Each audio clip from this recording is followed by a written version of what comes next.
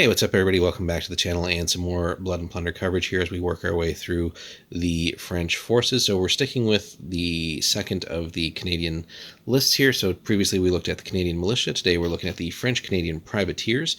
A little bit more going on as far as special rules go, but again, a lot of the same units as we might expect, but with some different allocations between core and support here. So roughly same time period, well actually roughly, the Canadian privateers a little bit later start here, 1686 to 1713 versus the militia, which was around, at least historically here, the way the list works, quite a bit longer, 1627.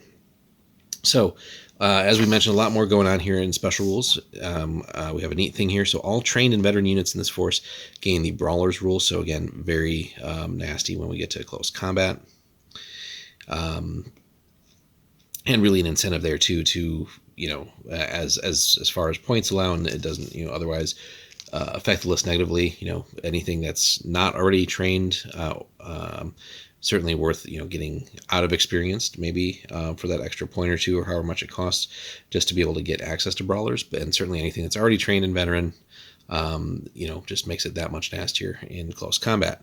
Now we do have a once per game here, which is the force may reroll the result of a critical or lucky hit against an opposing ship's rigging. So situational, right? You know, if you've already gotten great rolls, it might not ever come to play in a game, but it is nice to know that, you know, if you aren't getting that one result, you feel like you want to just roll the dice on that, pun intended. You know, you might get that more desirable result.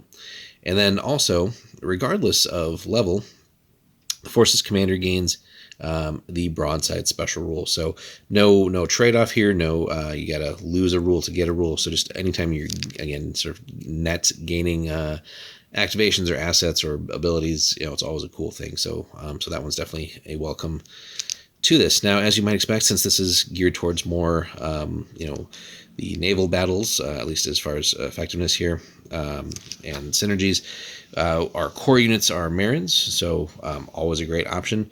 But we still here get Milice Canadienne or Miliciens and some warrior musketeers here as the natives. So roughly similar to the militia list. So as far as the Milice Canadians go, and then the warrior musketeers, but the list does not give us the coureurs or the infantry. So instead we get Marins as core in this one. So as opposed to support in the militia. But what we see in support here, we still get the Piquiers de Milice, so militia pikes. Again, wouldn't make sense really to have those core as a privateer list. And then our Native American allies here as well is the same. The one thing you don't see in the list is the artillery de Milice. So, and then as we mentioned, the Marins have bumped up to core. Now, command options actually the same as the other list, right? So any French militia commander, and or if you want to run the special character Pierre Lemoyne to Iberville, so you have that as well. And then on the allied factions for the army scale, the big games, so again, you have your fellow Canadian list here, the French-Canadian militia, the expeditionary forces, which will be in our next video, and a really cool list, super powerful and lots of stuff going on. And then a little something new here, whereas the militia had North American tribes in the Wabanaki, here we get northeastern woodland tribes. So a little different wrinkle to that, but overall a pretty good list. And you know, we see the French militia commanders. So if we pop ahead here and look for our militia commanders, so again, the list does mention we get the broadside rule, but if we take a look at our different levels here from untested all the way up to seasoned, so nothing for the untested, but here they would gain broadside still, so that's pretty neat.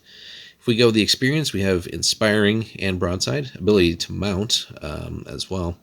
And then the seasoned commander has inspiring and elusive, but here then also broadside as well. So always welcome to, again, net gain some special rules and make that a little bit more focused for those naval engagements. Now, interestingly, no restrictions here on ship size or anything like that for the list. So a lot of times we see that with some of these different factions or sub-factions, but nothing like that here. So instead we just have that once per game as far as dealing damage against rigging for an opponent. So let us know, guys, if you've run the French-Canadian privateers, how you kind of build your list and where you focus it on. Are you running kind of just a pretty broad selection of the different unit types? Are you doubling down more on things that are like combat oriented, which, not a bad way to go, especially with the Marins, who are already great in combat, and then now getting brawlers too. Again, no swapping here to get abilities, just you gain brawlers, and adding things like brawlers to like the militia pikes could be pretty cool, and the Native American units as well. So a lot of interesting things here. Let us know if you've run this, guys. Hit us up in the comments, like and subscribe, and we'll see you in the next one. Thanks for watching.